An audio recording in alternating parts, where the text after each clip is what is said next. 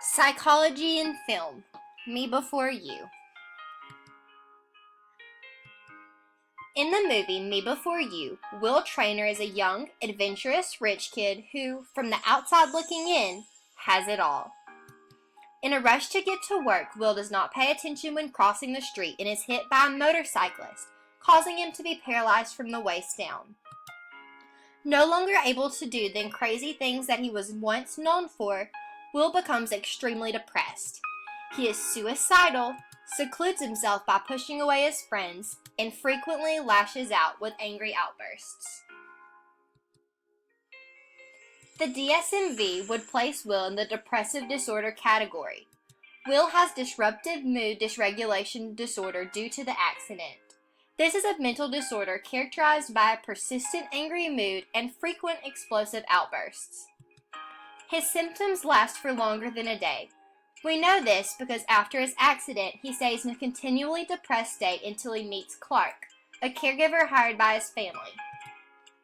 In the beginning of the film, Will turns down Clark's efforts to aid him by shutting himself in his room and yelling snarky remarks. Will also has fits of anger, breaking photos of his life from before the accident. Much like Will was before his accident, his parents are also very successful, hardworking people. There is no sign of depression in either of them, so this rules out a genetic history in his family. Therefore, Will is not genetically predisposed to be problematic in information processing. Will is capable of functioning mentally on his own. With that said, his depression makes doing simple tasks a struggle. Finding a medication that doesn't interfere with Will's extensive list of prescriptions may be difficult. But with that being said, it would not be impossible to find a medication that suits Will's needs.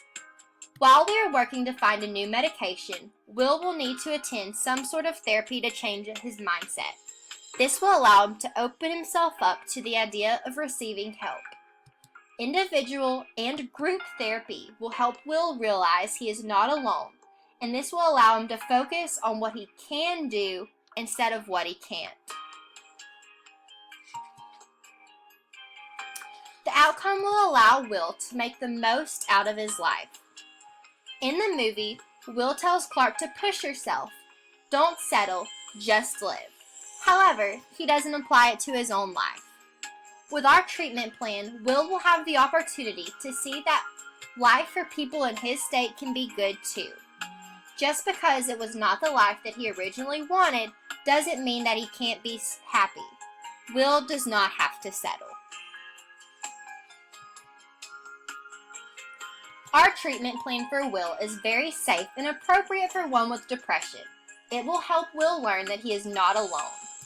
In the movie, Will thinks that killing himself is the only option. He does not want to live out the cards that he has been dealt. But with our treatment, there will be no harm to Will. He can only get better. He might have some side effects with the medication, but at least he will still be living and with the people who love him the most. As previously mentioned, Will lashes out at others, pushes people away, and lacks the desire to live. The portrayal of depression in this movie is spot on. Depression is so common in today's world, and the things that Will feels and the way that he lashes out aren't just something that the producers made up. People actually feel these things. One thing that can be taken away from this movie is empathy. Viewers experience the journey of hurt and pain as Will does. Whereas, in real life, we tend to overlook psychological disorders if we aren't directly affected by them. This movie gives viewers a better understanding of what those diagnosed with depression go through. To conclude our presentation, I'd like to leave you with a quote from Will Traynor himself.